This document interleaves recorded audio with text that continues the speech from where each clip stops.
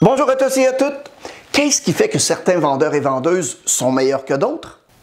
Évidemment, il est important de disposer de certaines compétences et de l'expérience personnelle qui sont adéquates.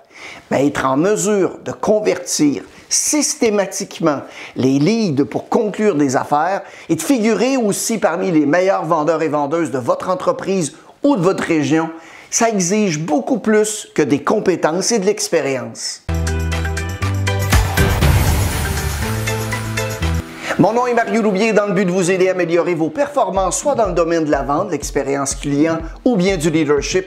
On partage sur cette chaîne des stratégies, des éléments de motivation et d'engagement.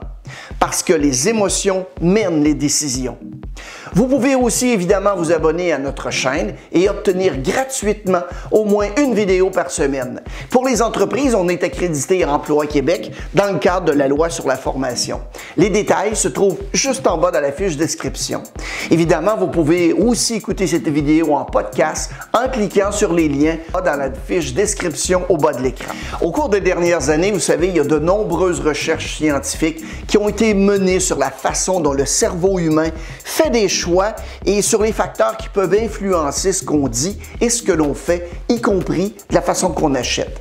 Mieux encore, ces connaissances sont facilement accessibles et peuvent être utilisées pour vous aider à devenir un commercial de premier plan. Je vous rassure sur quelque chose. Vous n'avez pas besoin d'un diplôme en physique nucléaire ou en chimie botanique pour combiner science et vente. Il vous suffit d'être prêt à adapter votre processus de vente actuel et à commencer à utiliser la nouvelle approche que les meilleurs vendeurs et vendeuses utilisent aujourd'hui. Enfin, il s'agit d'une technique de vente qui inclut la psychologie sociale, les neurosciences et l'économie comportementale. Cette nouvelle approche de la vente est basée sur des méthodes scientifiquement éprouvées pour vous aider à améliorer vos performances en tant que vendeur et vendeuse à chaque étape du processus d'achat.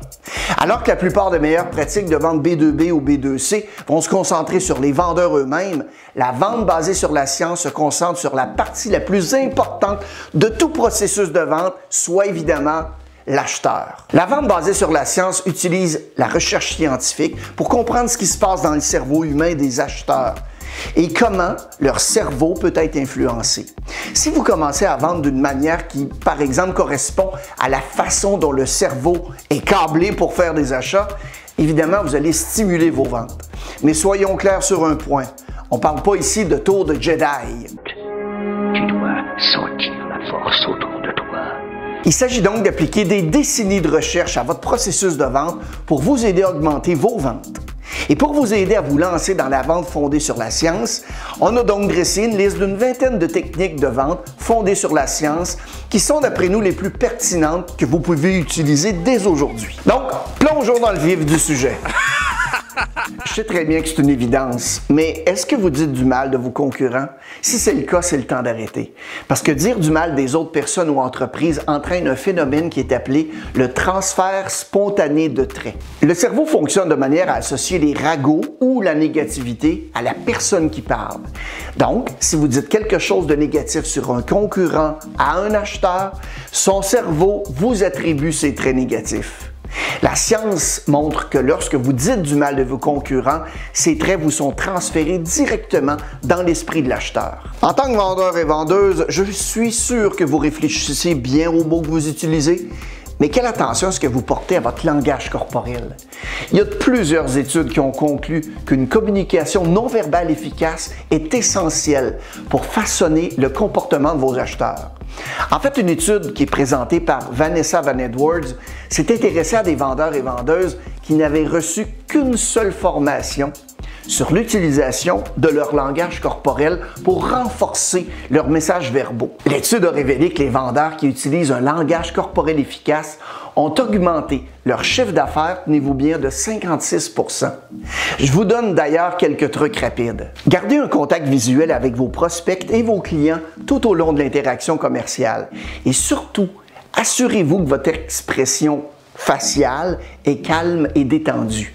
Ça va permettre non seulement de se sentir détendu et de vous faire confiance, mais en maintenant un bon contact visuel, vous pouvez observer la dilatation de la pupille et dire ce que pense le prospect. En général, quand les pupilles s'élargissent, les gens sont heureux et intéressés. Et s'ils se rétrécissent, ils sont inquiets ou bien contrariés. Lorsque vous parlez, veillez à ce que vos lèvres soient détendues et que vous ayez évidemment un léger sourire. Ça va montrer que vous êtes quelqu'un de positif par rapport à l'information que vous donnez et que vous êtes heureux ou heureuse de pouvoir partager votre expérience et vos connaissances avec le prospect.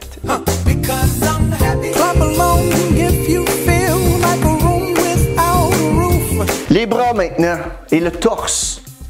Penchez-vous toujours légèrement en avant, la tête penchée sur le côté. Lorsque vous utilisez vos mains pour parler, placez toujours vos paumes vers le haut pour indiquer leur ouverture, contrairement à vers le bas pour indiquer une fermeture. Question pour vous, est-ce que votre patron a une politique stricte de pas de médias sociaux au travail? Vous savez comme moi qu'il ne devrait pas.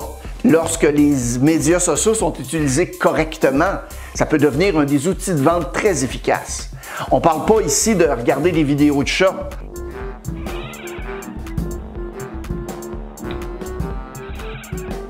Une étude récente menée par l'expert en vente sociale Jim Keenan a révélé que 78% de vendeurs qui utilisent les médias sociaux pour vendre ont obtenu de bons résultats par rapport à ceux qui ne les utilisent pas. Et les représentants qui utilisent la vente sociale ont beaucoup plus de chances d'atteindre leur objectif et le taux de renouvellement. Les commerciaux qui utilisent la vente sociale vendent plus. Quant aux médias sociaux le plus précieux pour les vendeurs, en B2C c'est Facebook et en B2B c'est LinkedIn. Une étude publiée par le Harvard Business Review a révélé que 40% des vendeurs qui utilisent régulièrement ces deux médias sociaux peuvent attribuer des revenus à leur utilisation des réseaux sociaux. Est-ce que vos acheteurs vous trouvent passionnés? La science a identifié des personnes qui ont un type de personnalité connu sous le nom de « driver ». Quelqu'un qui transmet un désir irrésistible de réussir. C'est des gens compétitifs, optimistes et très ambitieux. La montée... Incroyable et Carmoni, regardez la réaction. Carmoni vient de faire son entrée en grande finale. Tout le monde peut travailler sur ses compétences, mais si vous recrutez des nouveaux vendeurs ou vendeuses, vous devrez vous assurer que ces qualités sont déjà présentes. D'ailleurs, une étude s'est penchée sur 80 ans de recherche dans le domaine de la vente et a découvert que les meilleurs vendeurs et vendeuses présentent les traits de driver. En revanche, les vendeurs peu performants peuvent coûter jusque dans les 6 chiffres par an en salaire, en dollars de formation et en perte de vente aux employeurs. Voulez-vous gagner des ventes, autant de ventes que possible? Les meilleurs vendeurs sont évidemment compétitifs et considèrent la vente comme un jeu et pas comme un simple travail. C'est pourquoi ils utilisent le terme « gagner une vente ». Une étude réalisée par le professeur de marketing Balaji Krishnan et ses collègues ont testé 182 vendeurs et ont révélé que la compétitivité les incitait à travailler plus dur et à être plus performants que leurs pairs.